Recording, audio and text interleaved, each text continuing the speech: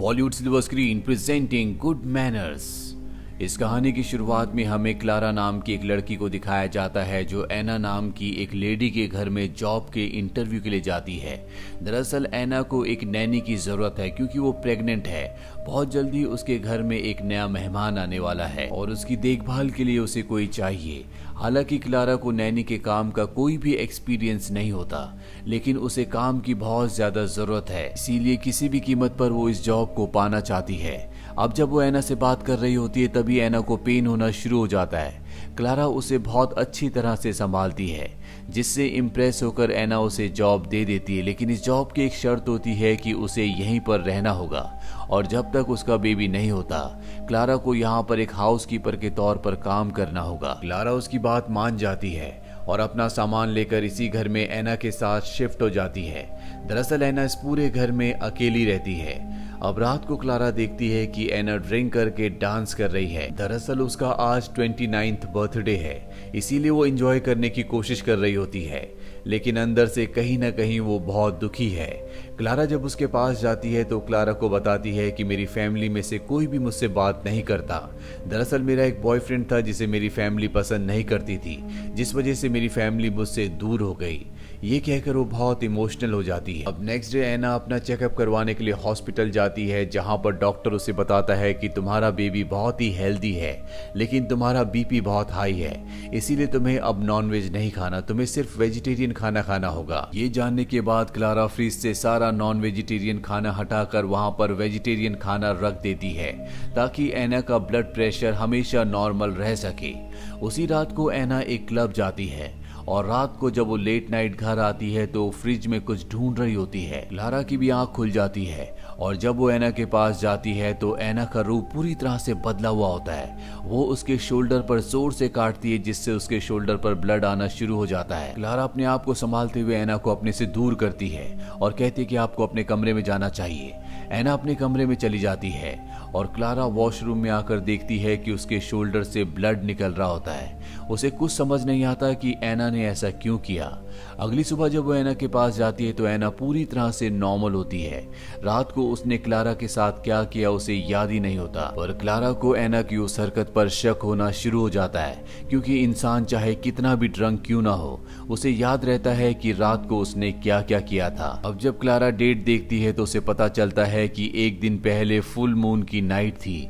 वो समझ जाती है कि इसका कनेक्शन फुल मून से कहीं ना कहीं है और वो तय करती है कि अगली फुल मून नाइट को वो एना को ऑब्जर्व करेगी।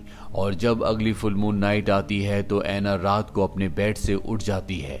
वो चलते हुए बाहर जाती है जहां पर एक कैट होती है और वो उस कैट को पकड़कर मारकर उसका खून पी जाती है। क्लारा जब ये देखती है तो पूरी तरह से हैरान हो जाती है। वो चुपचाप घर वापस आ जाती है और अगली सुबह दिखाया जाता है कि एना को रात के बारे में कुछ भी याद नहीं होता और ना ही क्लारा उसे कुछ बताती है। पर जब वो एना के लिए ब्रेकफास्ट बनाती है तो उसमें अपना थोड़ा सा खून भी मिला देती है। एना को ब्रेकफास्ट बहुत ही ज्यादा टेस्टी लगता है। क्लारा दरअसल उसे अपने तरीकों से चेक कर रही होती है। क्लारा उसे बताती है कि तुम्हें रात को नींद में चलने की आदत है। ये सुनकर एना बहुत ज्यादा घबरा जाती है और क्लारा उसे रिलैक्स करते हुए कहती है कि ऐसा तुम सिर्फ फुल मून की नाइट को ही करती हो, प्रेगनेंसी में ऐसा होना बहुत आम बात है। एना भी उसकी बात से कन्विंस हो जाती है और अब जब रात को एना सोती है तो क्लारा उसके बेड के चारों तरफ व्हाइट कलर का पाउडर डाल देती है, ताकि अगर रात को एना नींद में चले तो उसके पैरों में पाउडर लग जाए और सुबह उसे पता चल जाए कि रात को एना नींद में चली थी या नहीं। पर अगली सुबह जब वो उसके रूम में आती है तो देखती है कि एना के पैरों में पाउडर नहीं लगा, यानी कि वो रात को नींद में नहीं चली। एना क्लारा को बताती है कि मेरा एक बॉयफ्रेंड था, लेकिन एक बार मैं अपने दोस्तों के साथ छुट्टियों पर गई थी, जहां पर मुझे एक आदमी मिला था जो कि बहुत ही अजीब था। जल्दी मेरी उससे दोस्ती हो गई। हम दोनों के दोनों माउंटेन्स पर घूमने गए, जहां पर हम दोनों एक दूसरे के फिजिकली बहुत ज्यादा क्लोज हो गए। और जब मेरी आंख खुली तो मेरे पास एक गन थी और झाड़ियों में मुझे चमकती हुई आंखें दिखी। मुझे कुछ समझ नहीं आया कि ये क्या है। मैं जब वापस टाउन में आई तो मैंने उस आदमी को बहुत ढूंढने की कोशिश की, लेकिन उस आदमी होने के बारे में किसी को कुछ नहीं पता था। कुछ ही महीनों बाद मैं प्रेग्नेंट हो गई, जिसके बाद मेरा ब्रेकअप हो गया। ये सारी कहानी बताते बताते एना बहुत ज्यादा इमोशनल हो जाती है। क्लारा उसे बहुत प्यार से कंसोल करती है, कहती है कि सब कुछ ठीक हो जाएगा। 1 महीना और बीत जाता और फुल मून की नाइट आती है। एना को पेट में बहुत ज्यादा दर्द होना शुरू हो जाता है। क्लारा समझ जाती है कि अब उसकी डिलीवरी होने वाली है। वो डॉक्टर को कॉल करती है, लेकिन तब तक बहुत ज्यादा देर हो चुकी होती है। एना के पेट में उसके बच्चे को दिखाया जाता है, जो खुद ही बाहर आने की कोशिश कर रहा होता है और वो खुद बाहर आ जाता है, जिससे एना की मृत्यु हो जाती है। क्लारा जब उस बच्चे को देखती है तो समझ जाती है कि ये कोई आम इंसान का बच्चा नहीं है, ये एक वेयरवुल्फ है। क्लारा एना की उसी गन को उठाकर लाती है जो एना को उस वक्त मिली थी जब वो उस आदमी के क्लोज हुई थी। वो उस गन से उस बच्चे को मारना चाहती है, लेकिन क्लारा ऐसा नहीं कर पाती। इसीलिए वो उस बच्चे को उठाकर अपना सामान लेकर इस घर से निकल जाती है। दरअसल उसने तय किया होता है कि इस बच्चे को कहीं पर छोड़ देगी, लेकिन वो ऐसा नहीं कर पाती। उसके दिल में ममता और दया आ जाती है, इसीलिए वो इस बच्चे को अपने पुराने घर पर ले आती है और इसका नाम वही रखती है जो एना ने तय किया था, यानी कि जोएल। धीरे धीरे वक्त बीतता और 7 साल बीत जाते हैं। जोएल अब 7 साल का हो चुका है। उसकी जिंदगी दूसरे बच्चों की तरह पूरी तरह से नॉर्मल है। वो उनके साथ खेलता है, स्कूल जाता है, वो सब काम करता है जो आम बच्चे करते हैं। और ना ही कभी क्लारा ने जोएल को उसकी असलियत के बारे में बताया होता है। लेकिन जब भी फुल मून की नाइट होती है, यानी कि पूर्णिमा की रात होती है, उस रात को क्लारा जोएल को जंजीरों से बांध देती है और अगली सुबह हमें दिखाया जाता है कि जोएल के पूरे शरीर में बाल होते हैं, उसके नाखून बढ़ चुके होते हैं। दरअसल हर फुल मून नाइट को वो एक वेयरवुल्फ में बदल जाता है। क्लारा ने ये सच दुनिया से छुपाया होता है। साथ ही उसने जोएल को हमेशा वेजिटेरियन खाना खिलाया होता। उसने कभी भी उसे नॉन वेज नहीं खिलाया होता, ताकि जोएल को मांस और खून के टेस्ट के बारे में कभी कुछ पता ना चले। जोएल की स्कूल की छुट्टियां हो जाती है। क्लारा जब काम पर जाती है तो जोएल को अपनी मॉम के घर छोड़ देती है। जहाँ क्लारा की मॉम देखती है कि जोएल बहुत ज्यादा कमजोर लग रहा है। उसे पता होता है कि वो हमेशा वेजिटेरियन खाता है, इसीलिए क्लारा की मॉम जोएल के लिए नॉन वेज बनाती है ताकि उसे खाकर उसके शरीर में ताकत आए। और जब वो जोएल को नॉन वेज देती है तो वो उसे बहुत चाव से खाता है। क्लारा जब शाम को घर आती है तो देखती है कि जोएल के हाथ में एक फोटो है जो कि एना और क्लारा की होती है। जोएल उससे पूछता है कि ये कौन है। हालांकि उसने कभी भी उसे एना के बारे में नहीं बताया होता। उसने जोएल से कहा था कि वो उसे रास्ते में मिला था, लेकिन अब वो जोएल को सच बता देती है क्योंकि वो बहुत ज्यादा अग्रेसिवली बिहेव कर रहा होता है। वो कहती है कि ये तुम्हारी मॉम है, जब तुम पैदा हुए तभी इनकी मृत्यु हो गई थी। जोएल कहता है कि तुमने मुझे इसके बारे में कभी क्यों नहीं बताया, और वो क्लारा के साथ अग्रेसिवली बिहेव करना शुरू कर देता है। क्लारा गुस्से में उसे उसी के रूम में बंद कर देती है, लेकिन अब जोएल ने उसे जख्मी भी कर दिया है। क्लारा को कुछ समझ नहीं आता कि वो इतना अग्रेसिव क्यों हो गया है, इसीलिए वो अपनी मॉम के पास जाती है।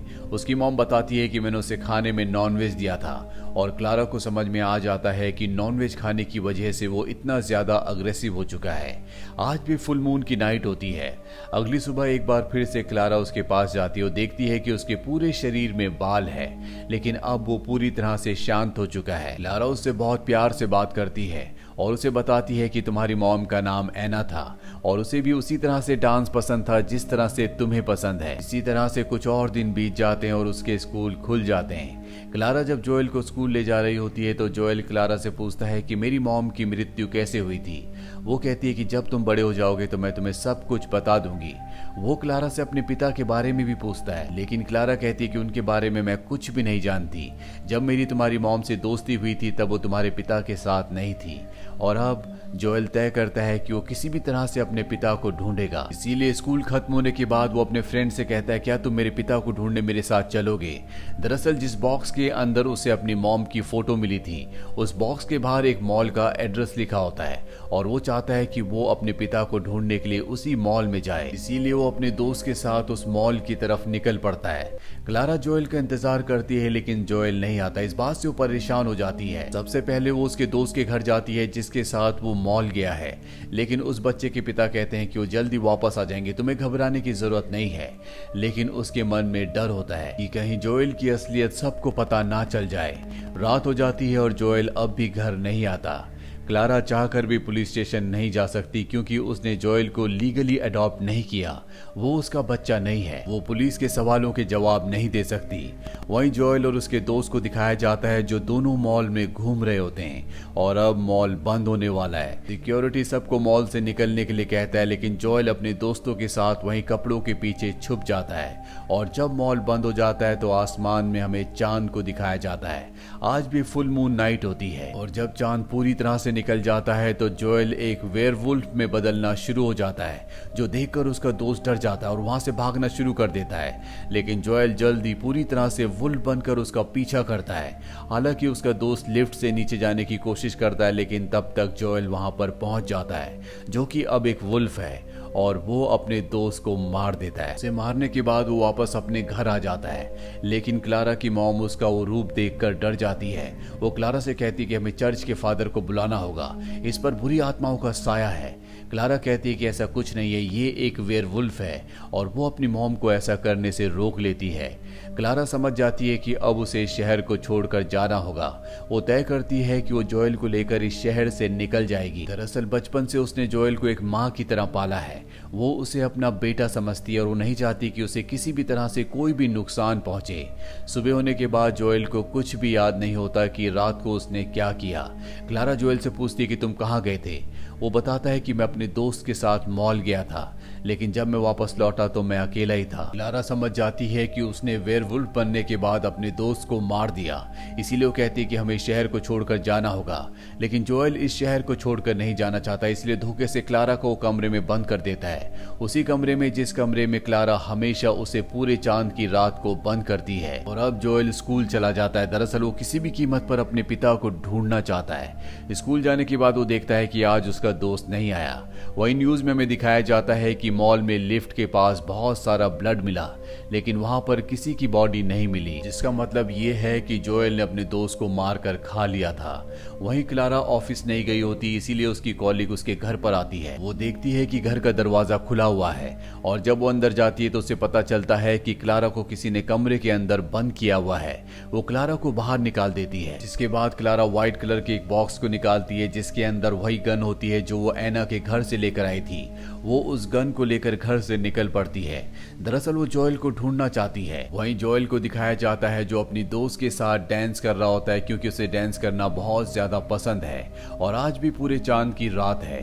और जब चांद पूरी तरह से आसमान में निकलना शुरू हो जाता है तो जोएल एक बार फिर से वेयरवुल्फ में बदलने लगता है और अब उसे एहसास हो जाता है कि असल में वो क्या है। वो अपनी दोस्त को वहां से भागने के लिए कहता है, लेकिन इससे पहले कि वो वहां से जाती, यहाँ पर जोएल पूरी तरह से वुल्फ बन जाता है। वो अपनी दोस्त पर अटैक करने वाला होता है कि वहां पर क्लारा आकर उसके पैर पर गोली चला देती है, जिससे वो जख्मी हो जाता है। और इसके बाद क्लारा उसे उठाकर अपने घर ले आती है, जहां पर सबसे पहले वो उसके हाथों को जंजीरों से बांध देती है और इसके बाद उसके पैर पर जो गोली लगी होती है वो उस गोली को निकाल देती है।